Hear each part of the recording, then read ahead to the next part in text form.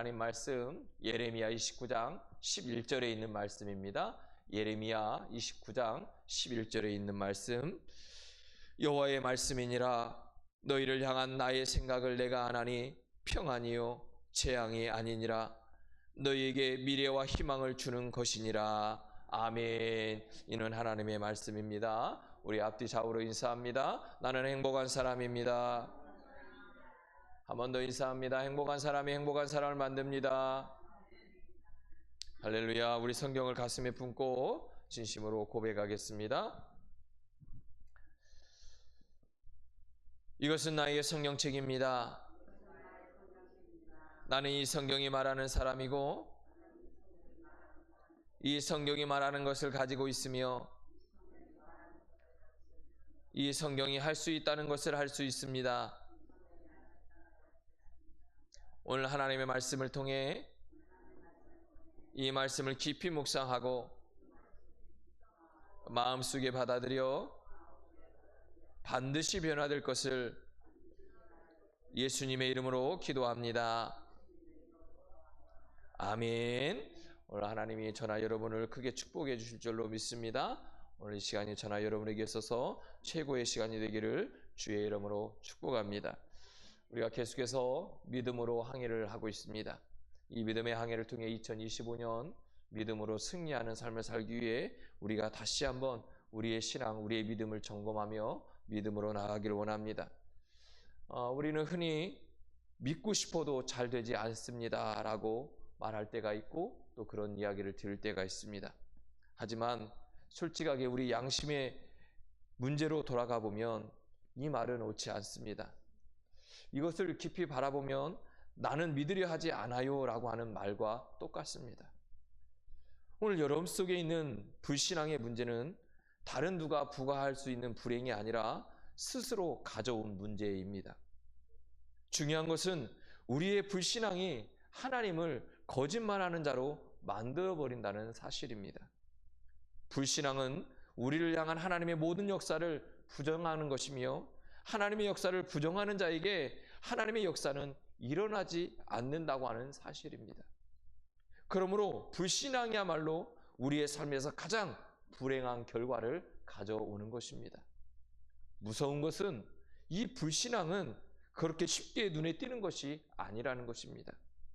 신앙을 가장하고 교모하게 우리의 신앙과 삶 속에 파고들어 있다고 하는 사실입니다.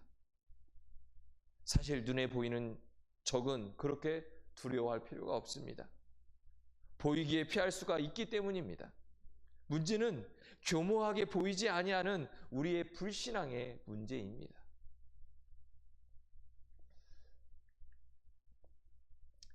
게리 토마스가 쓴 뿌리 깊은 영성은 흔들리지 않는다라고 하는 책에 보면 이런 이야기가 나옵니다. 늑대와 곰은 분명히 벼룩보다 위험하다. 그러나 늑대와 곰보다 벼룩이 우리를 더 괴롭게 하고 우리의 인내력을 더 많이 시험한다. 살인을 피하기는 쉽지만 작은 욕정들이 일어나는 순간마다 그것을 제어하기는 어렵다. 간음을 피하기는 쉽지만 곁눈질하거나 사랑의 시련을 주고받거나 아첨한 말을 듣는 것을 피하기란 그리 쉽지 않다. 따라서 큰 유혹들에 용기 있게 맞서 싸울 준비가 되어 있더라도 작은 것, 별것 아닌 것, 보이지 않는 것들에 대한 항상 우리의 자신을 지켜야만 한다. 의미 있는 이야기입니다. 사실 우리의 적은 커다란 문제가 아니라 우리의 삶 속에서 연속적으로 일어나고 있는 불신앙의 문제, 우리의 눈앞에 보이는 작은 이득들 때문에 하나님 편에 서지 않는 그런 것들 때문에 일어나는 것입니다. 지푸라기를 잡는 불신앙, 하나님을 믿음으로 믿음을 보이라고 하는 오늘 제목을 생각해 보십시오. 사실 우리가 하나님을 믿는 것 같지만 믿지 않기 때문에 믿음이 나타나지 않습니다. 오늘 저나 여러분에게 스스로 한번 물어보십시오. 하나님을 믿는다고 하지만 정말 내가 하나님을 믿고 있는가? 아니면 늘 눈 앞에 보이는 그 무엇인가를 보고 믿는 것인가? 우리의 자신을 돌아보면 보이지 않는 하나님을 믿지 않고 눈앞에 보이는 것을 믿고 살아갈 때가 훨씬 더 많다는 겁니다. 우리는 이런 말을 합니다. 지푸라기라도 잡고 싶은 심정. 이게 무슨 말이죠?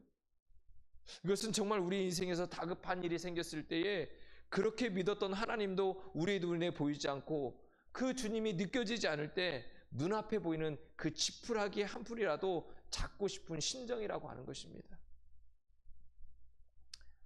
사람이 물에 빠져 생명의 위협을 느낄 때 지푸라기라도 잡고 싶어 하는 심정입니다. 눈앞에 보이는 것은 무엇이든지 잡으려고 하는 마음이겠죠. 그런데 우리가 한번 생각해 보십시오. 물에 빠졌을 때에 지푸라기라도 잡으려고 호응되면 오히려 빠져 죽기 쉽습니다. 지푸라기를 잡기 위해 발버둥 치다 보면 우리는 신기루에 빠지고, 그렇게 하다 보면 힘없이 우리는 바닥에 그냥 빠져버리고 맙니다. 그런데 생각해 보십시오. 우리가 물에 빠졌을 때 몸에 힘을 빼고 가만히 있으면 어떻게 되죠? 네? 어떻게 돼요? 가라앉죠. 가라앉아요. 가라앉다 보면 발에 닿는 부분이 생깁니다. 그러면 그 발에 닿는 그 순간에 그 발을 박차고 나와야만이 살 수가 있는 겁니다. 근데 우리는 힘을 빼는 것이 아니라 자꾸 살려고 허우덩대다 보니까 오히려 생명을 잃을 때가 많습니다. 그래서 물에 빠진 사람을 구조대원이 찾아가서 이야기할 때 저를 의지하십시오, 힘을 빼십시오 라고 자꾸 이야기하는 겁니다. 그런데 구조대원이 그렇게 얘기했음에도 불구하고 구조대가 잡고 있음에도 불구하고 발버둥 치면요, 둘 다 힘들어져요. 때로는요, 둘 다 생명을 잃을 때가 있습니다. 구조대가 갔을 때에 그 구조대에 맡기고 힘을 빼야만 살 수가 있습니다. 하나님은 우리에게 말씀합니다. 우리에게 있는 모든 힘을 빼라는 거예요. 그것을 빼고 하나님의 구원의 손길에 우리의 모든 것을 맡기라는 거예요. 믿음이 뭘까요? 하나님을 의지한다고 하는 것은, 하나님을 믿는다고 하는 것은 내 눈에 보이는 믿음을 포기하는 겁니다.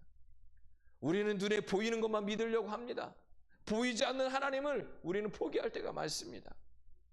하나님을 의지하기 위해서 필요한 것은 나의 힘을 빼는 것입니다. 내 지식, 내 경험, 내가 알고 있던 것, 내가 의지하고 있는 사람들, 내 자녀, 이 모든 것들을 내려놓고 오직 하나님만 바라봐야 된다는 겁니다. 그래서 우리의 믿음을 보이는 방법의 하나는 완전한 나의 절망과 좌절, 죽음을 인정하는 것입니다. 그리고 절망의 끝에서 나를 도우시는 하나님, 그 하나님의 손길을 요청하고 바라보는 겁니다. 우리가 하나님을 믿는다면 절망의 끝에서 우리를 구원하시는 하나님의 손길을 온전히 믿어야 합니다. 큰바위 얼굴의 작가인 나다니엘 호손의 이야기입니다. 저는 저 큰바위 얼굴의 이야기를 참 기억을 잘하고 있어요. 왜냐하면 제가 고등학교 1학년 때 제 기억에는 영어책 첫 과에 나왔던 이야기예요. 그래서 제가 그때 열심히 나름대로 영어를 공부를 열심히 했던 것 같아요. 그래서 지금도 떠오릅니다. 이 책의 이야기를 보면 이 나다니엘 호손의 이야기인데요. 이런 이야기가 있습니다. 그는 세관원으로 근무하면서 소설을 쓰는 재주가 있는 사람이었습니다. 그러던 어느 날 직장에서 해고된 뒤 한숨 속에 살면서 술에 중독되고 맙니다. 결국은 알코올 중독으로 폐인이 되고 말았습니다. 하지만 그 아내는 한 번도 바가지를 긁지 않았다고 합니다. 결국 호손의 혈기가 눌리고 모든 힘을 잃었을 때 아내는 이렇게 말했습니다. 당신은 모든 것을 잃었어요. 직장도, 명예도, 물질도, 건강도. 하지만 한 가지 얻은 게 있어요. 얻은 거? 나 같은 인간이 얻은 게 뭐가 있다고? 물론이죠. 그게 뭔데? 하나님이 당신한테 시간을 주셨잖아요. 시간을. 그 순간 호소는 온몸에 전율을 느꼈습니다.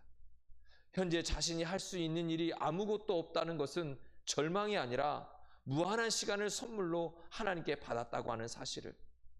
일에 쫓길 때는 시간이 없어서 죽겠다라고 했는데 지금은 시간이 생긴 것을, 그때부터 호소는 2년 동안 세계적인 베스트셀러가 된 주홍구 시를 쓰게 됩니다. 그는 자신이 할 수 있는 것이 아무것도 없다고 하는 것을 깨달았을 때 하나님께서 주신 귀한 시간을 선물로 받게 되었습니다.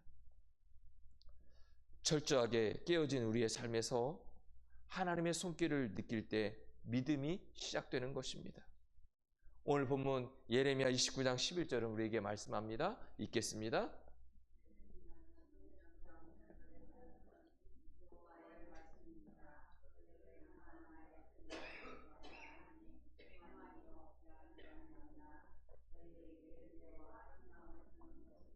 할렐루야. 우리를 향한 하나님의 생각이 뭐라는 거예요? 거친 바다를 항해하면서 우리에게 믿음이 없다면, 아무것도 보이지 않는 망망대해에서 우리가 가는 방향에 대한 확신이 없다면 얼마나 힘들고 불행하겠습니까? 그런데 믿음은 내가 얼마나 오래 교회에 다녔느냐가 문제가 아닙니다. 얼마나 많은 지푸라기를 내가 내려놓았느냐가 중요하다는 것입니다. 우리의 신앙과 인생은 선택의 연속입니다. 우리는 오늘도 지푸라기를 잡는 것이냐 아니면 하나님을 믿을 것이냐라고 하는 그 결단의 기로에 서 있습니다. 그리고 여러분의 선택의 결과에 대한 책임 또한 분명히 져야 합니다. 주님의 생각은 뭐라고요? 평안이라고 말씀합니다. 우리는 작은 일에서부터 큰 일까지 참 억울하다는 말을 많이 합니다. 운전하시는 분들, 제가 예전에 그랬어요. 꼭 전주에만 가면 딱지를 끊어요. 다른 데를 가서는 딱지 끊어본 적이 별로 없는데 전주만 가면 주차 딱지를 꼭 끊어왔어요. 한동안 그랬어요. 그 다음부터 제가 무조건 돈 내고 주차해야겠다, 그런 생각으로 주차를 했는데, 많은 사람들이 주정차 구역에 차를 대요. 그리고 거기에 스티커를 끊는데 그 사람들이 뭐라고 하냐면 억울하다는 거예요. 내가 잠깐 갔다 오려고 했는데, 내가 그냥 잠깐 볼일 보려고 했는데 이거 딱지 끊냐고 이야기하죠. 그런데 변명할 필요가 없어요. 왜냐하면 내 선택에 대한 결과가 그거기 때문에 그래요. 우리는 많은 일들을 해요. 이런 일을 하면서 하나님을 향한 믿음을 보일 것인지, 아니면 잠깐 타협하면서 지푸라기라도 같은 그것을, 보이는 그것을 선택하면서 갈 건지, 우리는 수도 없이 많은 선택을 하면서 살아가야 됩니다. 우리가 잘 알고 있는 요셉을 보면 그 집에서 참 귀하게 자랐잖아요. 그리고 인물도 꽃미남이었던 것 같아요. 그런데 그가 어느 날 지푸라기가 나타납니다. 그를 유혹하는 사모님이 등장하죠. 대충 타협을 했다면, 그것을 비밀로 잘 유지한다면 요셉은 많은 혜택을 누렸을 것입니다. 그러나 요셉은 자신에게 주어진 보이는 지푸라기를 잡는 대신에 하나님의 끈을 놓지 않기로 결단합니다. 그 지푸라기를 잡는 순간, 그 하나님의 지푸라기를 잡는 그 순간 어떤 일이 일어나죠? 좌절이 일어납니다. 희망이 있어야 되고 뭔가 좋은 일이 있어야 되는데 절망에 빠지게 됩니다. 아니, 어떻게 보면 인생이 나락에 가죠. 그것 때문에 모함을 받고 감옥에까지 갑니다. 그가 그 생각지도 못한 그 감옥에 가게 되는 거죠. 그 절망의 나락에서 요셉은 그럼에도 불구하고 하나님을 믿는 그 믿음의 끈을 증명하고 있고, 그 믿음이 어떤 믿음인지 증명하고 있는 것을 볼 수 있습니다. 그래서 그 모습을 보면서 간수장이도 요셉이 하나님과 함께하며 누리는 형통함을 보았다라고 고백합니다. 눈에 보이는 지푸라기를 잡았다면 요셉은 결코 국무총리가 되지 못했을 것입니다. 오늘 저나 여러분에게도 수없이 많은 보여지는 지푸라기, 당장 눈앞에서 해결되는 지푸라기가 많을 것입니다. 무엇을 잡을 것인지 선택은 오늘 저나 여러분에게 있습니다. 그러나 분명한 것은 우리가 하나님을 믿는다면 현재의 고난은 장차 우리에게 나타날 영광과 비교할 수 없다는 것입니다. 아이들이 시험을 봐요. 시험을 보면 가끔 마음에 기로가 생기죠. 컨닝에 대한 기로가 생겨요. 그리고요, 어떤 친구는 컨닝을 하고요, 어떤 친구는 그럼에도 불구하고 내가 틀리더라도 나는 정직하게 가겠다라고 생각을 합니다. 그런데 시험을 봐서 그 컨닝을 해서 그 친구가 실력이 올랐다고 해서 그 실력이 진짜 그 친구의 것입니까? 아니라는 거예요. 우리가 잠시 사람의 눈을 속이고 우리의 삶을 조금은 업그레이드, 조금 나게 할 수는 있지만 그 인생이 오히려 나락으로 떨어질 수 있는 인생이 될 수도 있습니다. 지푸라기는 분명히 사단의 유혹이기에 그 대가는 혹독하다는 겁니다. 그 책임을 져야 합니다. 요한복음 3장 15절에서 16절은 이렇게 말씀합니다. 자, 읽겠습니다. 시작.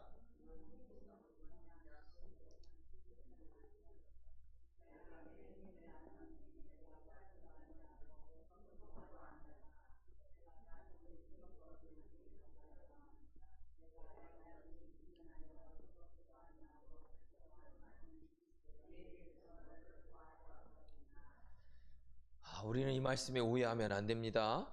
차가워도 된다는 말씀이 아니에요. 뜨겁게 살라는 겁니다. 뜨거운 열정으로 하나님을 사랑하며 믿음을 보이라고 말씀하는 겁니다. 세상에서 제일 힘든 것이 양다리 걸치는 겁니다. 우리는 양다리라고 하는 지푸라기를 잡으려고 합니다. 저는 심플한 것을 좋아합니다. 저는 복잡한 걸 그렇게 좋아하지 않습니다.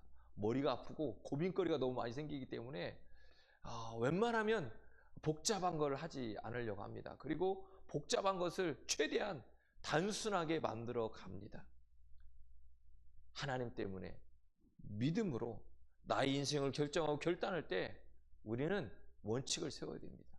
너무 간단하게 하나님, 말씀, 우리는 기준을 여기에 놓고 살아가면 되는데 우리는 자꾸 복잡하게 가려고 합니다. 이것도 집어넣고 저것도 집어넣고 이거 할 때 저것도 해야 되고 이것도 해야 되고 우리가 하나님 말씀을 행할 때도 하나님 말씀대로 가면 되는데 하나님 말씀대로 가면서 자꾸 무엇인가를 첨부하려고 할 때가 많습니다. 그러다 보니 문제가 생기는 거예요.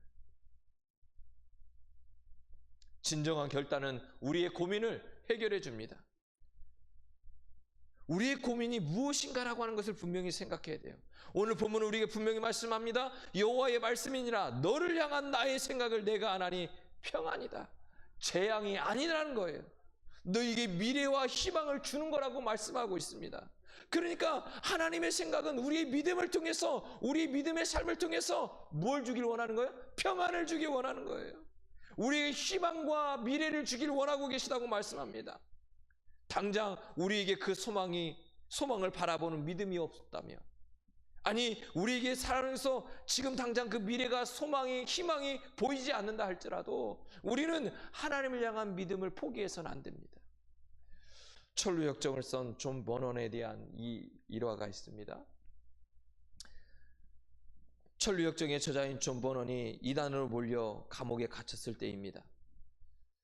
남겨진 가족 때문에 걱정과 근심으로 잠을 이루지 못하고 있을 때 교도소장이 그 존 버넌에게 제안을 합니다. 아무 걱정하지 말고 집에 잠깐 다녀오십시오. 그 순간 이 존 버넌은 지푸라기를 손에 잡은 것 같은 마음이 들었습니다. 그래서 존 버넌은 이렇게 기도합니다. 오 하나님 감사합니다. 그리고 감옥문을 빠져나옵니다. 얼마나 기뻤겠습니까? 하나님께서 주신 선물이라고 생각이 들었습니다. 그런데 감옥을 빠져나갔던 그 존 버넌이 금세 돌아오는 겁니다. 그것도 표정이 굳은 표정으로. 그때 존 버넌이 그런 모습을 보면서 이 소장은 놀랐어요. 아니 내가 다 책임진다고 그랬는데 왜 돌아오셨습니까? 그때 존 버넌은 이렇게 대답합니다. 소장님, 책임지신다고 했지만 하나님은 그 말씀을 저에게 하지 않았습니다. 그가 다시 철장 속으로 들어가자마자 놀라운 일이 생깁니다. 바로 그 순간 왕이 보낸 신하가 감옥을 시찰하러 나온 것입니다. 그 신하는 존 버넌이 감옥 생활을 잘하고 있는지 왕이 보낸 신하였습니다. 사랑하는 성도 여러분, 우리는 흔히 우리의 삶에서 나에게 유리한 상황이 펼쳐지는 순간에 무턱대고 감사할 때가 있습니다. 하지만 사단은 우리의 가장 연약한 부분을 공격하고 있다고 하는 사실을 잊지 말아야 합니다. 달콤한 지푸라기가 우리를 더 힘든 상황으로 몰아넣을 수 있습니다.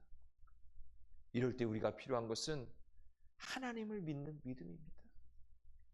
유혹을 믿고 잠시의 평안을 믿는 것이 아니라 하나님의 그 진리를 믿는 믿음이 우리에게 필요하다는 것입니다. 우리의 양손에 든 지푸라기, 우리는 무엇을 선택할 것입니까? 많은 그리스도인들이 양다리를 거치며 살아갑니다. 때로는 하나님, 때로는 세상의 것, 때로는 적당히 걸치면서 믿음의 사람인 것 같기도 하고 세상의 사람인 것 같기도 하고, 우리가 양다리에 걸쳤던 이 지푸라기를 내려놓아야 합니다. 이 지푸라기를 내어놓는 그 순간에 우리의 삶에 하나님이 개입하기 시작하는 것입니다. 쉬운 길이 하나님의 길이 아니라 하나님이 인도하시고 원하시는 길이 하나님의 길입니다. 하나님의 역사는 하나님의 길을 갈 때 일어나는 것입니다. 그 길이 힘들다 할지라도 그 길이 하나님이 인도하시고 하나님이 원하시는 길이면 하나님이 역사에 가는 것입니다. 그런데 편하고 좋은 길, 평탄한 길을 할지라도 하나님이 원하시는 길이 아니면 그 길은 패망의 길인 것입니다. 하나님은 우리의 존재를 통해서 하나님을 향한 믿음이 증명되기를 원하고 계십니다. 우리는 우리의 삶 가운데 대충 귀한 것을 하나님께 드리며 대충 우리의 삶의 중요한 일들을 포기하면서 하나님의 사람이라고 말합니다. 그리고 그것이 우리의 믿음이라고 주장합니다. 그런데 가만히 생각해 보십시오. 우리의 모습은 온전한 하나님 앞에 선 믿음의 사람이 아니라 어느 정도 그 선에서 타협하고 있지는 않습니까? 우리가 적당히 타협하면서 신앙생활하고 있고 믿음의 생활하고 있지는 않은지 우리 자신을 돌아보십시오. 그런데 오해는 하지 마십시오.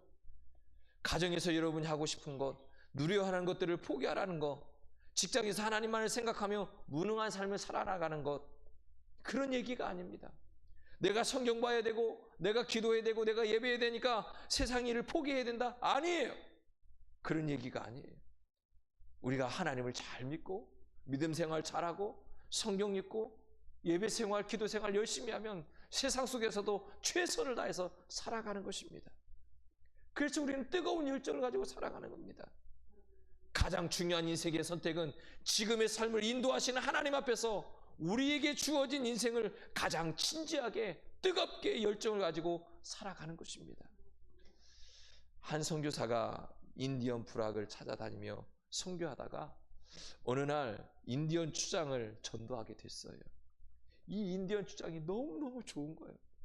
예수님이 나의 구주가 되셨고 그분을 내가 영접해서 내 삶이 변화되고 있다고 하는 것 때문에 너무너무 행복하고 기뻤어요.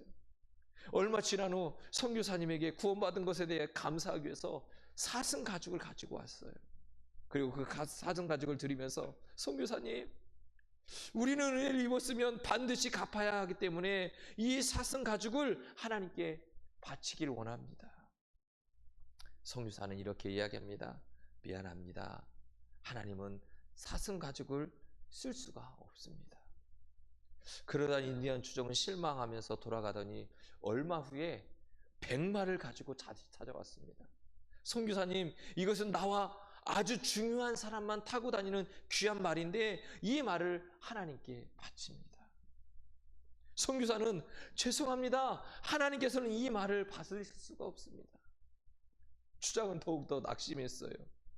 그 다음에요, 뼈로 만든 머리 장식을 쓰고 왔어요.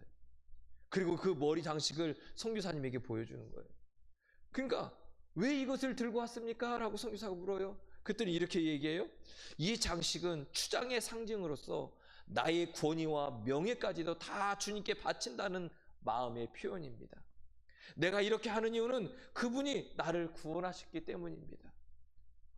그런데 이번에도 선교사님은 미안하지만 하나님에게는 이 장식이 쓸모가 없습니다. 거절합니다. 그러자 추장은 낙심하면서 아니 그러면 내가 무엇을 바칠 수 있겠습니까? 지금까지 저의 가장 소중한 것은 다 바치고 이제는 제 생명밖에 남은 게 없습니다. 그러다 그 얘기를 들은 선교사가 밝은 표정을 하면서 이렇게 이야기하는 겁니다. 그래요. 하나님께서는 바로 당신의 생명을 원하는 겁니다.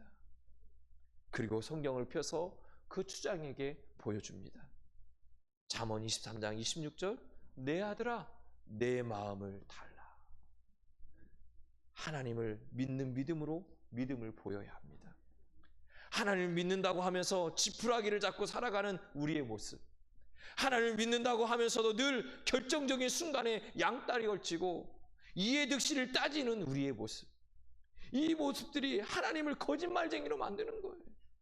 이런 불신앙의 모습 때문에 하나님께서 우리에게 약속하신 축복을 우리가 소유하지 못하는 거예요. 그래서 믿음은 끊임없이 우리 속에서 일부분이 아닌 전 존재를 하나님께 드리는 연습을 자꾸 해야 되는 거예요. 우리가 잘 아는 것처럼 우리의 심성에는 늘 육신의 정욕과 죄악된 본성이 자리를 잡고 있습니다. 늘 유혹과 어려움 앞에서 하나님의 약속을 의지하기보다 환경을 바라보게 하는 그런 불신앙적인 요소가 우리 안에 자리 잡고 있습니다. 낸시 레이 드모스라고 하는 사람이 쓴 하나님이 함께 하시는 성품 거룩함이라고 하는 책에 나오는 이야기입니다. 야영을 좋아하던 곰 전문가 티모시 트레드웰은 10년 넘게 여름이 되면 비무장 상태로 알래스카 회색곰들을 찾아가 그들과 함께 평화롭게 지내며 촬영을 했다. 그는 곰들에게 자신 있게 다가가 이름을 지어주고 때로는 바로 옆까지 접근해 그들을 만지는 것으로 유명했다. 그는 데이비드 레터맨쇼에 출연해 곰은 대체로 무해하고 사교적인 동물이라고 말했다. 그런데 2년 후인 2003년 10월 6일 곰의 공격을 받고 죽은 트레스웰과 그의 여자친구의 시신이 알래스카 반도의 카트마이 국립공원에서 발견되었다. 이 비극적인 사건이 주는 교훈은 너무나도 분명하다. 야생동물은 교화될 수가 없다는 것이다. 야생동물이 주위에 있는 사람에게 편안함을 주고 믿음을 갖게 한다고 해서 그들은 조만간 본성에 따라 행동하기 마련이다. 이 교훈을 무시하는 것은 폭탄을 갖고 장난치는 것과 같다. 대부분의 사람들이 야생동물에게 가까이 다가가지 않는 것은 건강한 두려움과 조심성 때문이다.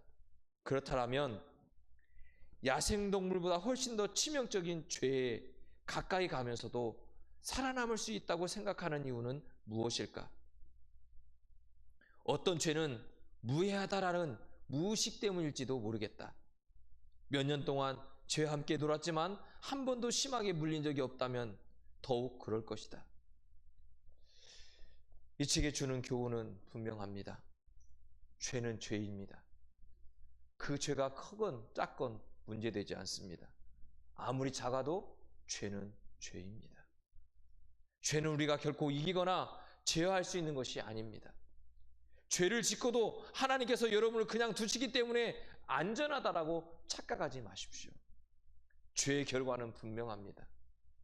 지푸라기를 잡는 자들은 결국 빠지게 되어 있습니다. 양다리를 겹치는 사람은 결국 찢어지게 되어 있습니다. 하나님을 향한 가장 강력한 믿음으로 오늘 저나 여러분의 믿음을 보여야 합니다. 강력한 믿음으로 유혹에 대해서 선포할 수도 있어야 합니다. 가장 강력한 믿음으로 지푸라기를 버리고 하나님을 선택해야 합니다. 하나님을 향한 믿음이 오늘 저나 여러분의 믿음을 증명하게 될 것입니다. 그러므로 오늘 말씀을 우리가 다시 한번 기억해야 합니다. 오늘 분명히 우리에게 말씀합니다. 여호와의 말씀이니라 너를 향한 나의 생각은 평안이다. 재앙이 아니다. 너를 향한 나의 생각은 미래와 희망을 주는 것이다. 그런데 이 은혜와 축복을 누리기 위해서 우리에게 필요한 것은 믿음으로 우리의 믿음을 증명하고 우리의 모든 삶 가운데 매일매일 삶 가운데서 매 순간마다 우리의 믿음을 증명해야 한다는 것입니다. 오늘 저나 여러분이 하나님을 믿음으로 믿음을 보이고 증명할 수 있는 그래서 하나님 주시는 진정한 평안과 미래와 희망을 가질 수 있는 귀한 삶이 되기를 주의 이름으로 축복합니다. 사랑의 하나님, 감사합니다.